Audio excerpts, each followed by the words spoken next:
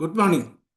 ஒரு செய்தி தொலைக்காட்சியில், வணிக சம்பந்தப்பட்ட தொலைக்காட்சியில் நான் படித்த செய்தியை, பார்த்த செய்தியும் அதை அப்படியே தமிழாக்கம் பண்ணி உங்களுக்கு தரேன். இப்போ இதில் என்ன அப்படின்னு கேட்டீங்கன்னாக்கா, நம்ம பார்க்க வேண்டியது dollar versus rupees versus gold. ஒவ்வொன்றுக்கும் என்ன இம்பேக்ட், இப்போ ட்ரெண்டிங் எப்படி இருக்குங்கிறத கொஞ்சம் டீட்டெயிலாக பார்க்கலாம். கொஞ்சம் பொறுமையாகவும் நிதானமாகவும் பாருங்கள். கொஞ்சம் லெங்தி வீடியோவாக இருக்கும். தாங்கள் இதை பார்த்து பயன்பெறுவதற்கும் தகவலுக்காகவும் தெரிவிக்கிறேன். இப்போ ஆர்பிஐ என்ன பண்ணுச்சு? ஏப்ரல் 2026 ஸ்பாட் சந்தையில் நிகரமாக US$ 8,944 பில்லியன் வித்துச்சு. March 26 US$ that is $9,758 billion வித்துச்சு.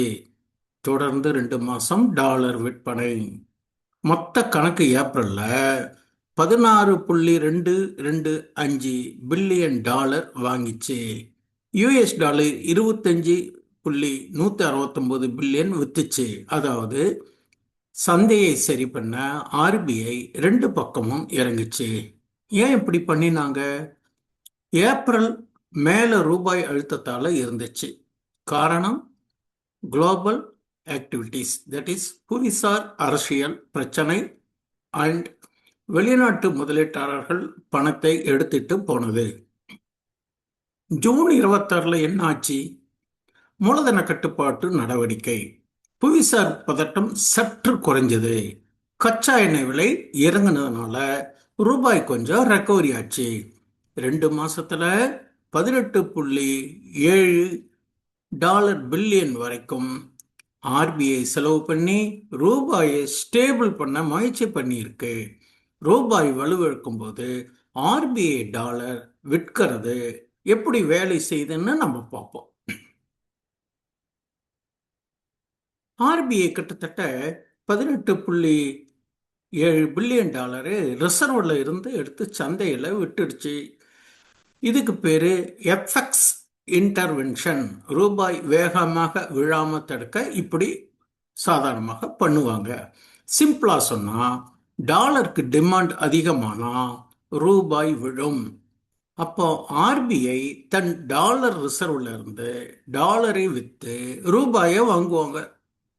Dollar supply கூடினா விலை குறையும், ரூபாய் ஸ்டேபிள் ஆகும். அதாவது இந்தியன் ருப்பி ஸ்டேபிள் ஆகும். ஜூன்ல அழுத்தம் குறைஞ்சதால ஆர்பிஐக்கு இனி அவ்வளவோ விற்க தேவைப்படவில்லை என்ற சூழ்நிலை தற்போது இருக்கிறது. இதனால நம்ம பெட்ரோல் விலை, இம்போர்ட் பொருள் விலை எல்லாம் டைரக்டா பாதிக்கப்படும். இதுதாங்க விஷயம். சரி, இப்போ நம்ம க்ரூட் ஆயில் பிரைஸ் மற்றும் இம்போர்ட் விஷயங்கள்ல பார்ப்போம். அதுக்கு என்ன லிங்க் இருக்குன்ட்டு நம்ம பார்க்கணும் இல்லையா? பெட்ரோல் விலை இந்தியாவில் கச்சா எண்ணெய் 85% இம்போர்ட் பண்ணுது. தட் இஸ் க்ரூட் ஆயில 85% இம்போர்ட் பண்றாங்க. எல்லாமே டாலர்ஸ்ல தானே நம்ம வாங்குறோம்.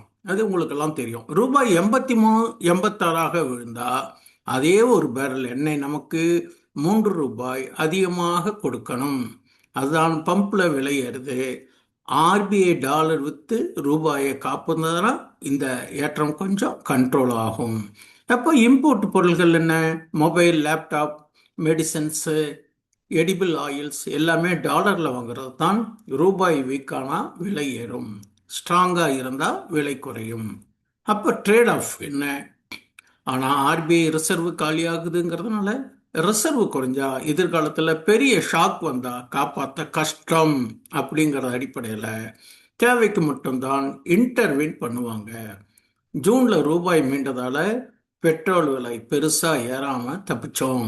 அடுத்த மாசம் ஆர்பிஐ மறுபடியும் டாலர் வாங்க ஆரம்பிச்சா என்ன அர்த்தம்? அதையும் பார்ப்போம். ஒன்று, ரூபாய் ஸ்ட்ராங் ஆகுது, அந்நிய முதலீடு நிறைய வருவாது. அப்போ எஃப்ஐஐசி இன்ஃப்ளோ இருக்கு, ஏற்றுமதி நல்லா போகுது, டாலர் சப்ளை அதிகமாக இருக்கு, டாலர் விலை வீழுது, ரூபாய் வலுப்படுது. அப்போ ரூபாய் ரொம்ப வலுத்து ஏற்றுமதியாளருக்கு தட் இஸ் எக்ஸ்போர்ட்டிங்க்கு நஷ்டமாகாம இருக்க ஆர்பிஐ டாலரை வாங்கி ரிசர்வை ஏற்றும். அடுத்தது ரிசர்வ் சேர்க்குது. மார்ச் ஏப்ரல்ல வித்த டாலரை திரும்ப வாங்கி பஃபர் உருவாக்குறாங்க. அடுத்த கிரைசிஸ் வந்தா அதுக்கு பயன்படும். ஆர்பிஐ டாலர் வாங்கி ரூபாய் விற்கிறப்போ சந்தையில் ரூபாய் அதிகமாகும். அதிக ரூபாய் ஈக்குவல் டு பணவீக்கம் ஏற வாய்ப்பு. அதை கண்ட்ரோல் பண்ண ஆர்பிஐ வேற பக்கம் ஸ்டெர்லைசேஷன் பண்ணும்.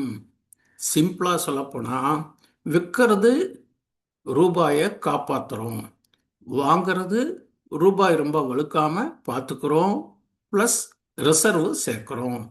இப்போ ஜூன்ல ரூபாய் மீண்டதால ஆர்பிஐ கொஞ்சம் வாங்கவும் ஆரம்பிச்சிருக்கலாம். ஆர்பிஐ புல்லட்டின் வந்தாதான் இதுக்கு தெளிவான விவரங்கள் தெரியும். இப்போ ஆர்பிஐனுடைய ரிசர்வ் லேட்டஸ்ட் வரும். எனக்கு கிடைச்ச புள்ளி விவரங்கள் தரவுகள் அடிப்படையில் தான் நான் இந்த விவரங்கள்லாம் சொல்லிட்டு இருக்கேன். இது என்னுடைய படித்ததை உங்களுக்கு நான் பகிர்றேன். ஜூன் 12, 2026 நிலவரப்படி பார்த்தீங்கன்னா யூஎஸ் டாலர் 671.63 பில்லியன். இது ஒரு வருஷத்துக்கு மேலான குறைந்தபட்சம். காரணம் ரூபாயை காப்பாற்ற ஆர்பிஐ டாலர் வித்தது பிளஸ் தங்கம் விலை இறங்கினது. ஜூன் 5, 2026 ஆர்பிஐ கவர்னர் சொன்னது என்ன? யூஎஸ் டாலர் 652.3 பில்லியன் 11 மாச இம்போர்ட்டுக்கு போதும். வெளிநாட்டு கடன்ல 89.1% கவர் பண்ணும். அப்போ பிரேக்கப் ஜூன் 12க்கு என்ன? Foreign currency assets US dollar 544.29 billion dollar, euro pound yen. தங்கம் பார்த்தீங்கன்னா யூஎஸ் டாலர் 103.82 பில்லியன், அதாகப்பட்டது 880.52 மெட்ரிக் டன் இருந்தாலும் விலை விழுந்ததால மதிப்பு குறைஞ்சது. எஸ்டிஆர் பிளஸ் ஐஎம்எஃப் மீதி யூஎஸ் டாலர் 23.5 பில்லியன். ட்ரெண்ட் எப்படி இருக்கு? பிப்ரவரி 2027 728.49 பில்லியன் டாலர் உச்சத்தில் இருந்தது. சாரி, பிப்ரவரி 26. மார்ச் ஏப்ரல்ல ரூபாய் அழுத்தத்தால ஆர்பிஐ 18.7 பில்லியன் டாலர் வித்ததால இப்போ குறைஞ்சிருக்கு. ஆர்பிஐ கவர்னர் சொல்றபடி இது ஒரு ஹெல்த்தியான லெவல் தான். 11 மாசம் இம்போர்ட் கவர் இருக்கு, பதட்டப்பட தேவையில்லை என்பது அவருடைய கருத்து தெரிவிச்சிருக்காருன்னு நான் படித்த செய்தியை உங்களுக்கு சொல்லிட்டு இருக்கேன். ரிசர்வ் குறையிறது நல்லதா கெட்டதான்னு இன்னும் கொஞ்சம் டீட்டெயிலாக பார்ப்போம். ரிசர்வ் குறையிறது நல்லதா இருக்கும் போது ரூபாயை காப்பாற்ற மார்ச் ஏப்ரல் ஆர்பிஐ பண்ணினது மாதிரி ரூபாய் 96.96 வரை விழுந்தப்போ டாலர் வித்து ஸ்டேபிள் பண்ணினாங்க. இல்லைன்னா பெட்ரோல் இம்போர்ட் விலை பஸ்ட் ஆயிருக்கும். பதட்டத்தை தவிர்க்கிறதுக்கு சந்தையில் பீதி வந்தா ஆர்பிஐ இறங்கிறது நம்பிக்கை கொடுக்கும். ஆர்பிஐ பார்த்துக்கோம்னு தெரிஞ்சா எஃபிஐ பணம் வெளியே போறது கொஞ்சம் குறையும். அப்போ ரிசர்வ் குறையுது கெட்டதா இருக்குமா அப்படின்னா அப்படி என்ன இருக்கும்? பஃபர் குறையும். ரிசர்வ்ல இந்தியாவோட இன்சூரன்ஸ், அடுத்த கோவிட், போர், எண்ணெய் ஷாக் வந்தா இதை வச்சு தான் தங்கணும். அடுத்தது ரேட்டிங் ரிஸ்க்னு பார்த்தீங்கன்னா ரிசர்வ் ரொம்ப குறைஞ்சா மூடிஸ் அண்ட் எஸ்என்பி இந்த மாதிரி ரேட்டிங் ஏஜென்சிஸ் இந்தியாவோட கடன் திருப்பி கட்டுற திறன் கம்மின்னு தட் இஸ் லெஸ்ன்னு சொல்லலாம். அப்போ வட்டி ஏறும். ஸோ அது ரேட்டிங் ஏஜென்சிஸ் என்ன வியூ அப்பப்போ சொல்றாங்களோ அதுக்கு தகுந்த மாதிரி இதனுடைய இம்பேக்ட் இருக்கலாம். வட்டி அடிக்க வேண்டியது என்ன? ஆர்பிஐ டாலர் வித்து ரூபாய் வாங்கினா சந்தையில் ரூபாய் கம்மியாகும், அதனால வட்டி ஏற வாய்ப்பு, லோன் இஎம்ஐ கூடும். இதுதாங்க ஆர்பிஐ டாலர் வர்சஸ் ஆர்பிஐ. இப்போ நாம் என்ன பார்க்குறோம்? சரி, இந்த அடிப்படையில் டாலர் வர்சஸ் அதுக்கு அடிப்படையில் தங்கத்தை எப்படி நாம் அனுமானிக்கலாம்? ஆர்பிஐ ரிசர்வ் டேட்டால இருந்து என்ன தெரியறதுன்னா தங்கத்தோட அளவு 880.52 மெட்ரிக் டன், அதாவது ஏப்ரல் மேல இருந்து மாறல. ஆர்பிஐ தங்கத்தை விற்கலன்னு ஒரு பதிவுல படிச்சிருக்கேன். தங்கத்தோட மதிப்பு ஏப்ரல் கடைசியில $120 பில்லியன், மே மாசம் 112.68 பில்லியன், ஜூன் 12ல் 103.82 பில்லியன். அதாவது அலே அதே அளவு, ஆனால் விலை உயர்ந்ததால இன்னும் $16 பில்லியன் மதிப்பு எவாபரேட் ஆயிடுச்சு. இதை வச்சு தங்கம் விலைக்கு நாம் ஒரு 3 அனுமானம் ப்ரெடிக்ட் பண்ணுறோம்.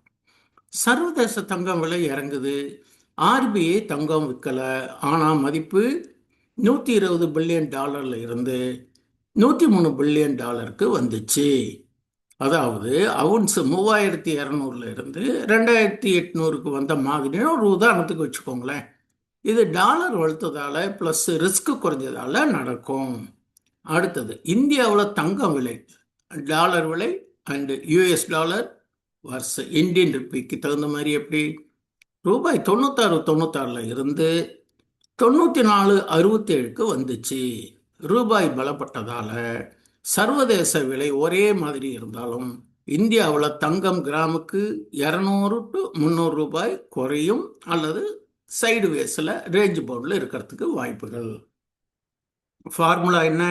இந்தியா விலை London stock that is metal exchange spot into 94.67 into 0.0833.